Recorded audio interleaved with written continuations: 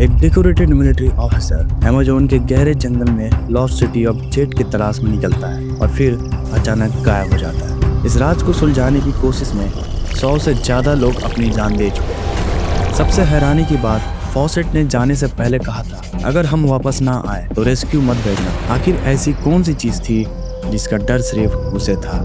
What happened to the legendary British explorer Percy Harrison Fawcett, who disappeared in 1925 looking for an ancient civilization, a place he had called simply and rather cryptically the lost city of Z. तो आइए जानते हैं एक रहस्यमय कहानी पर्सी faucet की और उसकी फैंटेसाइज शहर the lost city of jet.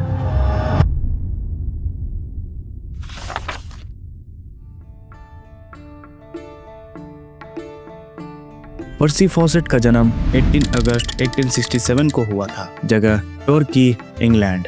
उनके फादर का नाम एडवर्ड बॉयड फॉसेट, जो ब्रिटिश आर्मी ऑफिसर के साथ एक प्रोफेशनल क्रिकेटर भी था, और इनके मदर का नाम मायरा एलिजाबेथ मैकडोवेल। फॉसेट परिवार यॉर्कशायर की जेंट्री, सीधा शब्दों में अमीर और उच्च वर्ग से था, जिसका इतिहास ब्रिटिश कॉलोनियल वेंचर के थ्रू इंडिया से जुड़ा हुआ था। एडवर्ड, जो पर्सी का फादर थे, उनका खुद का ही जन्म इंडिया में ही हुआ था, जो RGS रॉयल जियोग्राफिकल सोसाइटी के फेलो था। शायद इसी वजह से पर्सी का करियर पर बाद में काफी असर डाला।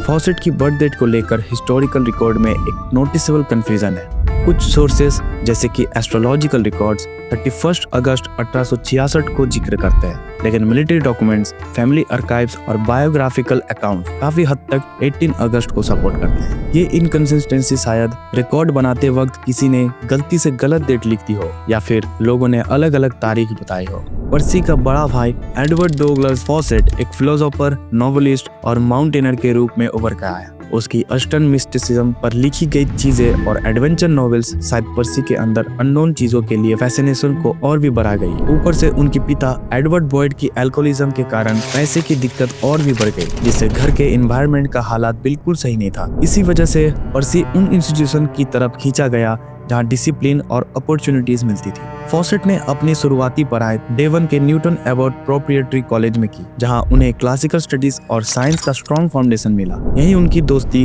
बर्ट्रम फ्लेचर रॉबिन्सन से हुई, जो आगे चलकर एक मशहूर जर्नलिस्ट और सर आर्थर कोनन डॉयल के साथ बन गए। ये वही व्यक्ति हैं जिन्होंने शर्लॉक होम्स जैसे बड़े किताब लिखा था। उनकी ये लिटरेरी कनेक्शंस और कॉलेज का स्ट्रिक्ट करिकुलम डिसिप्लिन की वजह से फॉसेट के फ्यूचर एक्सप्लोरेशन पर काफी हद तक हेल्प मिली।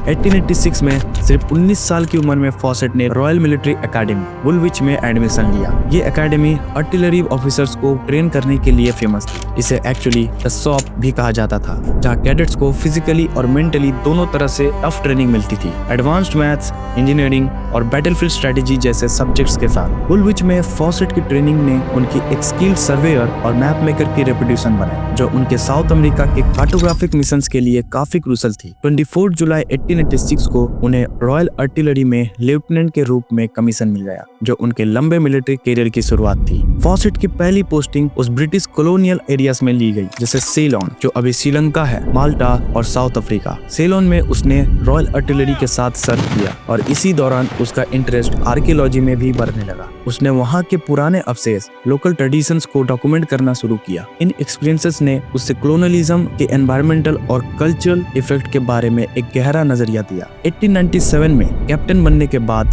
फॉसेट ने हांगकांग और ट्रिनकोमेली में आर्टिलरी यूनिट्स की कमांड संभाला और फिर 1901 में उसने नीना एग्नेस पीटरसन से शादी की, अपने परिवार के विरोध के बावजूद।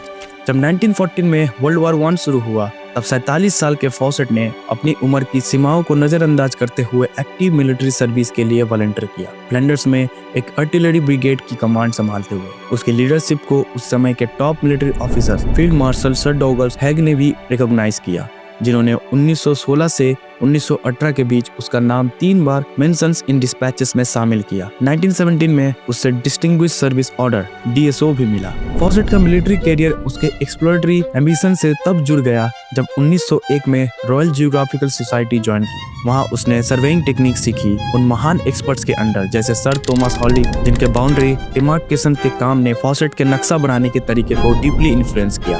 RGS के सपोर्ट ने ही 1906 में उसकी पहली साउथ अमेरिकन एक्सपीडिशन को मुमकिन बनाया, और यही मोमेंट उसके जीवन में एक बड़ा टर्निंग पॉइंट था। जहां एक सोल्जर का सफर धीरे धीरे एक्सप्लोरर में बदलने लगा। इन एक्सपीडिशंस का मकसद था न सिर्फ टेरिटरी का मैपिंग करना, बल्कि अलग अलग कम्युनिटीज से मिलना और पुरानी सभ्यताओं के सबूत ढूंढना। और यही सब मिलके बन गए फॉसेट की लेजेंडरी जर्नी का हिस्सा, जिसे लॉस्ट सिटी ऑफ जेड की तलाश के नाम से जाना जाता है। और यही जर्नी पर्सी के लिए एक ऐसा मोड़ लाएगा जो उसने कभी सोचा भी नहीं हो। फॉसेट की पहली आरजीएस अप्रूव्ड एक्सपीडिशंस 1906 में शुरू हुई, जब उन्हें बोलीविया और ब्राजील के बॉर्डर के जंगल इलाके का मैप बनाने के लिए भेजा गया। ये रीजन पॉलिटिकल टेंशन से भरा था, क्योंकि दोनों देशों के बीच टेरिटोरियल डिस्प्यूट्स चल रहा था और रॉयल जियोग्राफिकल सोसाइटी एक नेचुरल थर्ड पार्टी के रूप में काम कर रही थी। फॉसेट जून 1906 में लापाज पहुंचे और उन्होंने डिटेल में सर्वे शुरू किया, जिसमें उन्होंने 1908 में रियो बर्ते और 1910 में पेरू बोलीविया बॉर्डर पर हेथ रिवर के सोर्सेस तक ट्रेस किया। इन शुरुआती एक्सपीडिशंस के दौरान फॉसेट ने कुछ ऐसे अजीब गरीब प्राकृतिक घटनाओं का जिक्र किया जो पहले लोगों को काफी अनबिलीवेबल लगी। 1907 में उन्होंने एक 62 फुट लगभग 19 मीटर लंबी जायंट एनाकोंडा देखने और उस पर फायर करने का क्लेम किया, जिसे उस समय के साइंटिस्ट ने मजाक समझा। उनका कहना था कि उनकी मुलाकात कुछ अजीब प्रजातियों से भी हुई, जैसे एक छोटा बिल्ली जैसा कुत्ता जो फॉक्स हाउंड के साइज का था। हो सकता है ये वही डबल नोस्ड इंडियन टाइगर हाउंड हो जो बाद की एक्सपीडिशंस में डिस्क्राइब किया गया था। उन्होंने मातो ग्रोसो में जायंट पिनट्स भी ढूंढे, जिसे अराचिस नम्बिक्वेरे कहा गया, जिनके पॉड्स 3.5 इंचेस तक लंबी थे। और एक जायंट जहरीला स्पाइडर का भी जिक्र किया गया, जो लोकल लोगों के बीच एपाजाओका के नाम से जाना जाता था। फॉसेट की 1911 की एक्सपीडिशंस में एक बायोलॉजिस्ट और पोलर एक्सप्लोरर जेम्स मूरे भी शामिल थे। ये जर्नी ऑलमोस्ट डिजास्टर बन गई जब मूरे को सेप्टिसेमिया हो गया, जिससे इसे अमेज़न जंगल की एक्सप्लोरेशन की एक्सट्रीम डेंजर्स क्लियरली समझ आती है। इस इंसिडेंट की वजह से उनकी दोस्ती में दरार आ गई, लेकिन जंगल एक्सपीडिशंस की हार्श रियलिटी को भी हाईलाइट कर दिया। अपनी एक्सपीडिशंस के दौरान फॉसेट ज्यादातर नेटिव ट्राइब्स के साथ फ्रेंडली ही रहे। उन्होंने उनका ट्रस्ट जीतने के लिए गिफ्ट दिए, पेशेंस रखा और रिस्पेक्टफुल बिहेवियर दिखाया, जो अमेज़न के कॉम्प्लेक्स जंगल और लोगों के बीच नेविगेट करने के लिए बहुत जरूरी था। 1914 तक फॉसेट ने एक थ्योरी डेवलप कर ली थी कि मातो ग्रोसो रीजन में एक एडवांस प्री कोलंबियन सिटी थी, जिसे उसने जेड नाम दिया था। ये थ्योरी उस वक्त के यूरोसेंट्रिक सोच को चैलेंज करती थी, जहां अमेज़न को एक अनटच्ड जंगल माना जाता था। बाद में आए आर्कियोलॉजिकल फाइंडिंग्स ने भी दिखाया कि अमेज़न में काफी कॉम्प्लेक्स सोसाइटीज हुआ करती थी। मनुस्क्रिप्ट 512। ये एक 10 पेज का पोर्तुगीज मनुस्क्रिप्ट था जो 1753 का जो ब्राजील की नेशनल लाइब्रेरी में रखा गया है। इसमें एक पुराने शहर का जिक्र है, जिसमें आर्चेस, स्टैचूज और हीरोग्लिफ मिले थे, जो बाहिया ब्राजील में डिस्कवर हुआ था। इस मनुस्क्रिप्ट के राइटर कौन थे ये आज तक क्लियर नहीं है, और इसका सच होना भी डिबेट का टॉपिक है। लेकिन इसमें जो ग्रेको रोमन स्टाइल के रूइंस का डिस्क्रिप्शन है, उसने कई एक्सप्लोरर्स को इंस्पायर किया, इंक्लूडिंग फॉसेट। फॉसेट ने अमेज़न के ट्राइबल लोगों से कई कहानियां कलेक्ट की थी, जैसे स्टोन सिटीज और व्हाइट इंडियंस के बारे में। फॉसेट ने इन्हें एक लॉस्ट एडवांस सिविलाइजेशन के सबूत के रूप में देखा।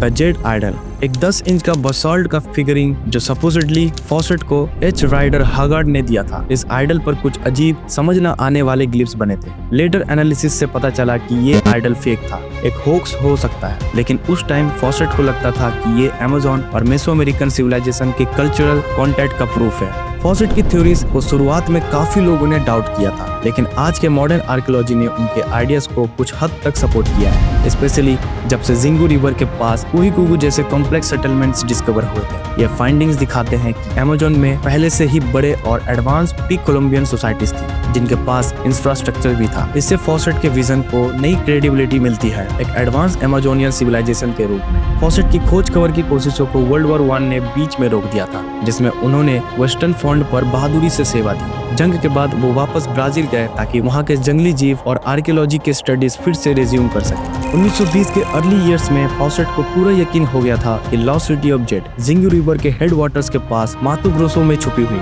उसने अपनी फाइनल एक्सपीडिशंस के लिए सालों तक प्रिपरेशन की, इंडिजिनस लोगों से इन्फो ली, पुराने हिस्टोरिकल डॉक्यूमेंट्स का स्टडी किया और अपने खुद के सर्वेस भी इंक्लूड किए।